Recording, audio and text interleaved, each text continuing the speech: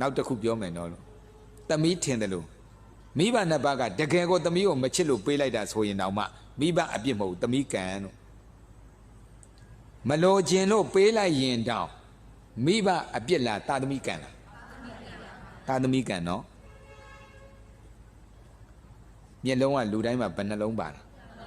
နှလုံးပါတယ်အဲ့ဒါတစ်လုံးကလောကရှုထောင့်ကကြည့်ဖို့တစ်လုံးကဓမ္မရှုထောင့်ကကြည့်ဖို့နော်အရာတိုင်းကိုရှုထောင့်နှစ်မျိုးကြည့်မှအမှန်မြင်တာတစ်ဖက်တည်းနဲ့ကြည့်ရင်အမှန်မမြင်ဘူးဆိုတော့အမေတယောက်ကခလေးလေးမွေးတယ်မွေးလို့လည်းပြီးရောမလို့ကျွန်တော်လမ်းဘေးတော့ပြစ်ထားဟာဒီမိမမိခင်စိတ်မပြီးသားဘူးမိခင်စိတ်မရှိဘူးမလို့ချင်းမမွေးနဲ့ပေါ့မွေးပြီးကမိဘမေတ္တာနဲ့စောင့်ရှောက်ရမှာပေါ့ဘယ်လိုညာလို့အပြစ်တွေပြောတာအဲ့ဒါလောကရှုထောင့်အောင်ပြောတာဒီဟာတခုတည်းနဲ့အစင်မပြေဘူး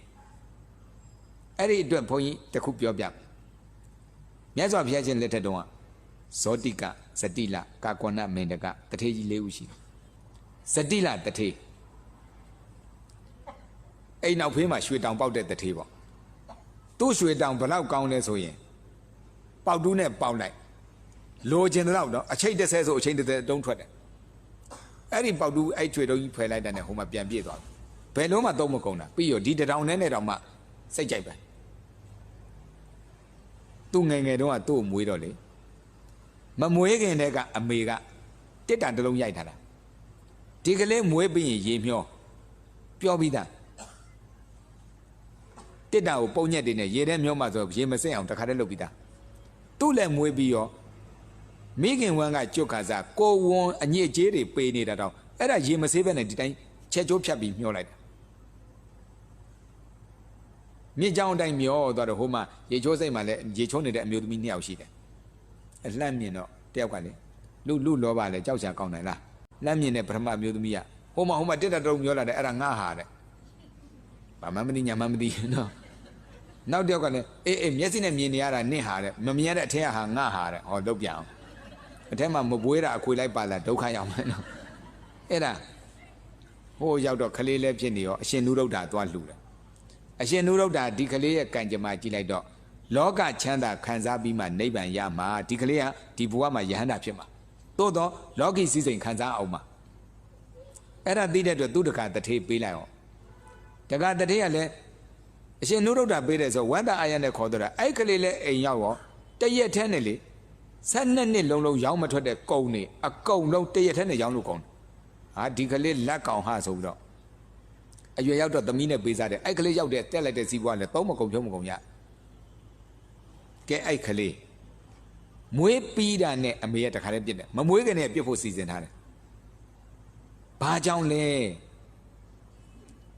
ဒီကလေးရဲ့ရှေ့ကံကိုကြည့်လိုက်တော့ကတ္တပဘုရားရှင်လက်ထက်တုန်းကအဲ့ဒီကလေးကပရိန်ဆရာကတ္တပဘုရားပရိနိဗ္ဗာန်ဆန်တော့တက်တော်ရှည်ဘုရားတွေပရိနိဗ္ဗာန်ဆန်ရင်ဟိုတေဇောတတ်မလောင်ဓာတ်တော်မပြိုကွဲဘူးဘာဖြစ်လို့လဲဖူးမြော်သူစုံတို့ဘုန်းကြီးတို့မြတ်စွာဘုရားကဘုရားဖြစ်နေ45နှစ်ပဲသတင်းသုံးရဖူးမြော်သူမစုံတော့အဋိဌာန်လိုက်တဲ့တေဇောတတ်လောင်စေတည်းဘယ်သူမှမိသွားတော့ရတာမဟုတ်သူ့သူထလောင်တာဓာတ်တော်တွေပြိုကွဲစေတည်းဓာတ်တော်2တင်းသားရတယ်မြန်မာပြည်မှာတော့ဘုရားဓာတ်တော်စေတီတွေရှိတာပဲတိရိတ္တမသောကမင်းကိုယ်တိုင်ကိုယ်ဌာနတဏ္ဍာပြုလွှတ်လိုက်တော့ဓာတ်တော်တွေပေးလိုက်တာပါတယ်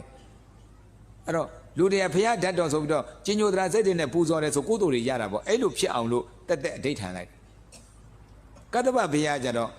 2000တန်းမှာပွင့်တယ်တက်တော်16000ထိနေသွားတာဆိုတော့ဖူးမြော်သူစုံတော့သူကဓာတ်တော်မပြိုကွဲဘူးဒါဆိုရင်ဇေဒီတဲမယ်ဆိုတဆူတဲပဲတဲမှာဟိုချီမာလေးခုတ်ပြက်လိုက်အဲ့ဒါဇေဒီတဆူကျင်ညိုလေးခုတ်ပြက်လိုက်ဇေဒီတဆူအဲ့လိုလဲလို့မဖြစ်ဘူးလေတဆူတဲ့ပေါင်းတဲမှာဒါဆိုရင်တော့ရွှေဇေဒီတဲမယ်ဆိုတဲတာတိတိခွဲလိုက်တာထပနာသွင်းကန်ဒီမှာယဟန္တာတပါးကဒီဇေဒီဖူးဖို့ကြွလာလှက်ပတ်ကြည့်လိုက်တော့မအူးတစ်ဖက်ကမပြီးသေးဘူးမေးတယ်တခါကြီးတို့ဒီမအူးကမပြီးသေးဘူးလားထပနာသွင်းတော့မယ်လေအရှင်ဘုရားကဒါတိုင်းသူပြည်သားလူများတာဝန်ယူတဲ့ဘက်ကရွှေမလောက်လို့ဗျာအဲ့ဒါဆိုရင်ငါတခါသွားပြောမယ်ထပနာသွင်းမဲ့ရကကတ်နေပြီအဲ့တခါကိုသွားပြောတယ်ဘုန်းကြီးတွေလည်းတခါတွေကိုပြောလို့ရှိရင်ယာတိဥဒုကိုတော့ကြည်တင်တယ်ထင်တယ်နော်ယာတိဥဒုဆိုသိလားမျက်နှာအကဲခတ်လို့ပြောတာနော်ယာတိဥဒုကြည်တင်တယ်အခုယဟန္တာအရှင်မြတ်ကယာတိဥဒုမကြည့်ဘူးအိမ်ရောက်တာနဲ့တန်းပြောတာ တခါကြီးတို့ဘက်ကရွှေမလောက်လို့ဟိုမှာမအူးတစ်ဖက်မပြီးဘူးဖះထပနာသွင်းဖို့ရက်ကကတ်နေပြီတခါကြီးတို့ကြည့်လို့တင်တယ်မို့လားသူပြောတာတော့အမှန်ပဲလေဒါမှမဟုတ်တကားအဲ့ချိန်ဘာဖြစ်နေလဲဆိုလင်မြချင်းညာဖြစ်စိတ်ဆိုးတာစိတ်ဆိုးတဲ့အချိန်သွားပြောလိုက်တော့ဒီမှာဘာဖြစ်မှမသိကိုတော်ကလည်းအရေးတဲ့တမောင်ဆိုတဲ့ပုံစံမျိုးနဲ့စိတ်မရှင်လို့ပြောလိုက်တာကိုတော့ဖះရေတဲ့မျောလိုက်တဲ့တခွန်းနဲ့ဗါတဲ့ကိုတော့ဖះရေတဲ့မျောလိုက်ဝစီဘေတာအဲ့တခွန်းကြောင့်ဘဝတရားတိတိအမျောခံရတာအခုတည်းနောက်ဆုံးဘဝအမျောခံတာနော်အဲ့ဒီရှိမှသူ့ကိုမွေးခဲ့တဲ့အမေ69ယောက်လုံးမျောတာကဲဒါဆိုမအေးတွေအပြစ်လားခလေးရကန်လားဓမ္မမျက်လုံးနဲ့အဲ့လိုကြည့်ရင်လောကမှာဘယ်သူမှအပြစ်တင်စရာမရှိဘူးနော်ဘယ်သူမှအပြစ်တင်စရာမရှိဘူးယာတိတံဝပတေဘီဇံတာတိတံဟရတေဖလံကိုစိုက်တဲ့မျိုးစိတ်နဲ့တူတဲ့အသီးကိုပြန်စား